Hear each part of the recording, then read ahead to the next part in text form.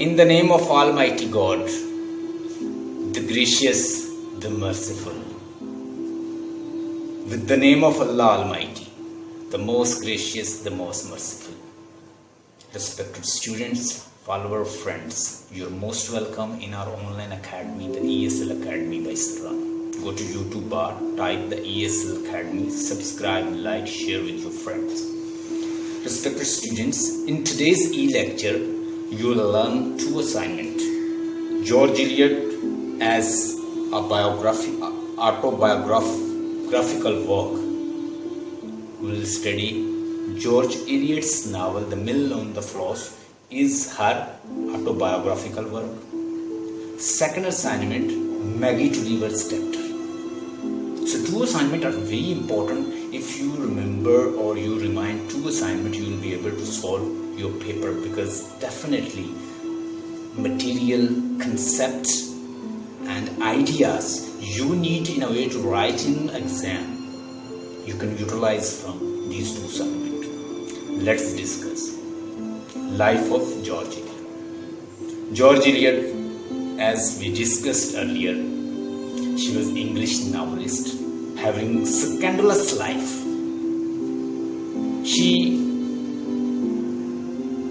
She had a brother whose name was Assac, like Tom we find in Mill on the Floss. Tom, he was living with Maggie. He was a brother of the Maggie, and what happened? They were fighting on trivial things, and the life of Maggie and Tom, it looks as if that is externalizing and showing the life of George Eliot. George Eliot, she changed her name because she had a scandalous life. And the second thing is that she hadn't enjoyed status like a female. Now you know females are enjoying. That was the Victorian age, and females were not having status as they are enjoying now. So she changed her name and she used George Eliot. That was a pen name and that was a male name. That because male-oriented society, male-dominated society, she used that name. Assac, who was a brother of George Eliot, they used to fight on trivial thing, and they had the concept like Maggie and Tom. You know, Maggie was natural, imaginative, not materialistic, and was a dreamy girl who was enjoying life. She wanted to have enjoyment in her life.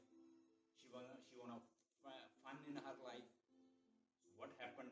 She was 9 year old, and then when she was grown up, and she turned into a grown, you could say, very energetic woman. She needs a guy. She needs a person whom she shares her feeling, her idea, her emotion, her passion. She wants to satiate her passion because nobody cares about. Tom is not caring, mother is not caring, father died, loneliness, and all things brought up for her a very severe mental torture, and she needs to satiate her emotion, passion, feeling, and at last she got a person whose name was Philip Wickham, whom she shared feeling, idea, passion, emotions, and they were sharing idea, little poetry, drama, culture, literatures, and showing their natural feelings. She was a bit attracted toward Philip as well. They had been going to the Floss, you could say a canal over there. They enjoyed the greenery. They talked. They shared their literature. They shared their poetry. They shared even music as well. So that really turned up against them, because after 1 year, Tom came to know that she had been arranging secret meeting with his enemy's son. And you know that Mr. Tulliver, he took promise that you will not build relation with Mr. Wickham's family. You will take revenge from this person. You will take back your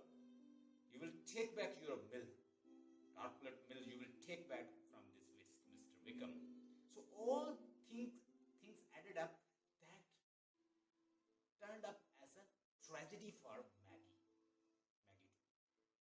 And now she had to deal with duty, passion. Duty on the side of the Mr. Wickham, duty on the side of Tom and his father, and the passion on the side of Wickham's, and the other person was Stephen Guest. When he said that you will never meet with this person, at last Lucy called. There are locations, you should come to me. And Maggie went to the Lucy Dean. What happened? Where she met with Stephen Guest. And they were friends.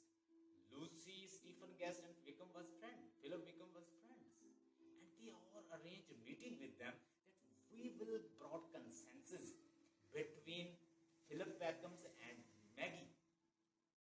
So efforts were being made by Lucy's side and other Mr. Wickham. Philip Wickham was also ready.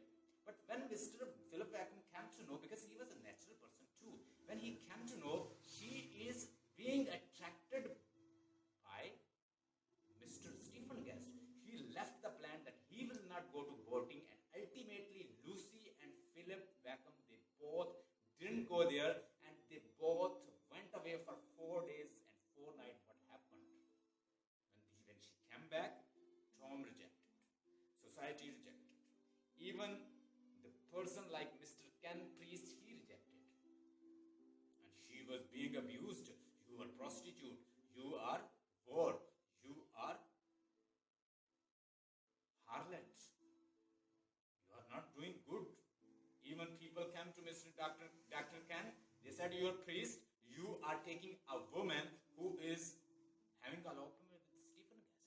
Why are you keeping this lady? Kick her out from your house. And he kicked. And ultimately, what happened? There was a great storm, and that is known as the objective correlative. When scene is compatible with the background, and you know that when the character and the background environment both are compatible with each other, it is what called objective correlative. As she was worried, she was tearing, she was feeling the confusion, chaos, and depression, anxiety, and all was surrounding Maggie. What happened? There was a storm, raining, and everything we find, and she started weeping, and ultimately the weeping of Maggie shows in the form of storm. That is objective correlative. That is also a new technique by George Eliot. She has brought in her novel, and how she is creating objective correlative. When character is worried, there is a storm, and storm is taking over everything. Ultimately, what happened? She went to rescue her brother, and in the effort, in the endeavor of rescuing her, she ultimately died with her brother, and both were drawn up. And ultimately, they were hand in hand when they died. They could not meet in this world, but in the hereafter, they meet. That's how novel ended. Novel shows the contemplation of a lady who is criticizing and giving her imagination that this world does not forgive a woman. If woman commits a sin, she will never be forgotten.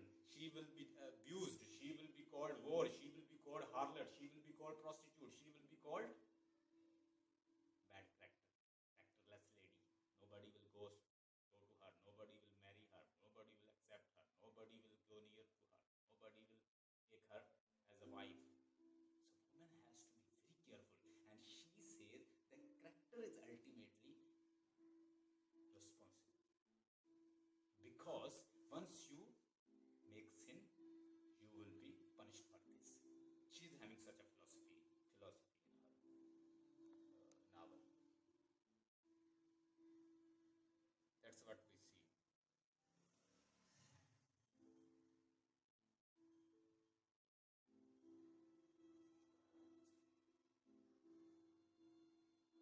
Let's discuss. Please write points. First point is, as you can open your inbox. In your own inbox, I have inboxed you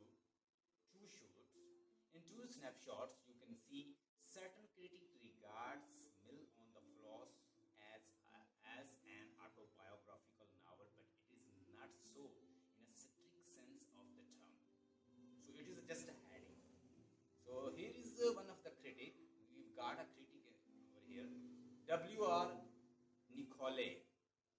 W.R. Nicolle said or remarked, double quotes, आप double quotes के अंदर लिखेंगे, so long as George Eliot is read, यानी जहां तक हम George Eliot को पढ़ते हैं, wise reader will turn to The Mill on the Floss as the best, truest and the most authoritative account of her own character. यानी Mill on the Floss जो है वो उसकी अपनी लाइफ का अथॉरिटेटिव एक करैक्टर है. मैगी हमें उसकी प्रोटैगोनिस्ट जो है सफर करती नजर आती है, वो उसके अपनी लाइफ का एक क्या है, एक अथॉरिटेटिव अकाउंट है, उसकी डिटेल है. एफर लेविस कहते हैं, एफर लेवी रिमार्क्ड, डबल कोट के अंदर आप लिख सकते हैं. पहली कोटेशन अगर आपने लिखनी है तो मैं फिर लिखवा देता हूं, लिख लीजिए. So long W.R. Nicolle, NICOLLE, W.R. Nicolle's remarked, double quotes के अंदर लिखें, so long as George Eliot is read, यानी जहां तक जॉर्ज इलियट को पढ़ा जाता है, क्या होता है इसमें, वाइज, एक अक्लमंद reader, wise reader will turn to, wise reader जो है वो क्या फाइंड करता है, the mill on the floss as the truest and the most authoritative, detail लिख लें, अकाउंट लिख लें, ऑफ हर ओन कैरेक्टर, उसकी अपनी लाइफ का मोस्ट अथॉरिटेटिव अकाउंट है. ये तो जी एक कोटेशन होगी. दूसरी कोटेशन एफर लेविस ने रिमार्क दिए हैं, the Maggi is essentially identical. Identical का मतलब होता है नुमाया, किसी के साथ मिलना, किसी के साथ ममासलत रखना. किसके साथ मैगी ममासलत रखती है, that Maggie is essentially, Maggie जो है वो बुनियादी तौर पर क्या है, identical with young Mary Ann Evans, यानी वो आइडेंटिकल है नौजवान जो मैरी एन इवंस है उसके साथ. वी ऑल नो, हम सब जानते हैं कि दूसरे सिंपल वर्ड्स में अगर आप लिखना चाहते हैं तो मैगी इज एसेंशियली या बुनियादी तौर पर आइडेंटिकल है with the young Mary Ann Evans. Young Mary Ann Evans, we all know, जो नौजवान लाइफ है या जवानी की लाइफ है जो मैरी एन एवन की, वो सारी जो है वो मैगी की लाइफ है. लो जी, अब हम सारी चीजें ग्रेजुअली उसकी ऑटोबायोग्राफी जो है वो निकाल लेंगे. क्वेश्चन आया हुआ है एग्जाम में, the mill on the floss is autobiographical at it explore the development of the Maggie's inner life. Comment, वो ऑटोबायोग्राफी का नाम दे दे तो आपको समझ आ जानी चाहिए कि मैंने प्रोटैगोनिस्ट मैगी पे ही लिखना है. दूसरा क्वेश्चन आया हुआ है, comment as autobiographical element in the mill on the Floss, तो हमने फिर भी उसकी लाइफ लिखनी है. लें जी, ये दो क्वेश्चन, दो कोटेशन हमने डिस्कस की. हम पहला पॉइंट्स जो है वो डिस्कस करेंगे. पेंसिल जो पेपर है वो आपके हाथ में होना चाहिए ताकि आप जो पॉइंट्स हैं वो लिख सकें. सारी किताब, सारे पॉइंट्स बुक से नहीं मिलते. सर्टन क्रिटिक्स रिगार्ड, बहुत सारे जो क्रिटिक्स हैं वो ये कहते हैं, क्या कंसीडर करते हैं, mill on the floss is an autobiographical element. लेकिन स्ट्रिक्टली अगर हम इसको ऑब्जर्व करें तो टू ग्रेट एक्सटेंट ऐसा नहीं है, क्योंकि सारे इवेंट्स जो हैं वो मैगी के, मैरी एन एवन के साथ नहीं मिलते. और ऐसा होता भी है कि कोई प्रोटैगोनिस्ट है तो उसकी पूरी लाइफ तो उसके साथ नहीं मिलती, लेकिन राइटर जो बेसिकली होता है, जो लिटरेचर होता है, वो रिफ्लेक्शन ऑफ एज होता है. जो कुछ एज में हो रहा होता है या जो राइटर की लाइफ में हो रहा होता है या जो वो एक्सपीरियंस कर रहा है या जो कुछ हो रहा होता है वो वैसा लिख रहे हैं. आप क्लासिकल राइटर को देख लें तो वो सारे क्लासिकल राइटर्स को लिख रहे थे या उनको वो कॉपी करने, इमिटेट कर रहे थे. जैसे किसको, होमर को, विर्जिल को, होरेस को, यूरिपिड को, एस्किलस को, सोफोक्लिस को. ठीक है जी, उनको कॉपी, रीइंटरप्रेट, जनरेशन और री जनरेशन और उनकी रिक्रिएशन कर रहे थे, इमिटेट कर रहे थे उनके बाद क्लासिकल। रोमांटिक्स जो है वो थोड़े से रोमांटिक थे, उगता गए थे इंडस्ट्रियल लाइफ से, भरमार थी इंडस्ट्री की, तो वो रोमांटिक हो गए, तो वो रोमांटिसिज्म पे लिखते थे, ठीक है, इसलिए उनको रोमांटिक पोएट्स कहते हैं, नेचर के पोएट कहते हैं। एज जो है वो हर एज जो है वो उसके राइटर के ऊपर हैवी होती है, उसकी साइकोलॉजी। तो हम ये कह सकते हैं कि थॉरोली तो नहीं तो टू ग्रेट एक्सटेंट जो है मैगी की जो लाइफ है, अर्ली लाइफ है, वो इसके अंदर दिखाई गई है उसकी अपनी। देखिएगा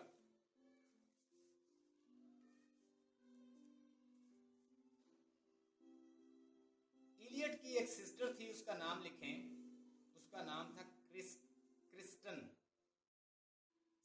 CHRISTIN,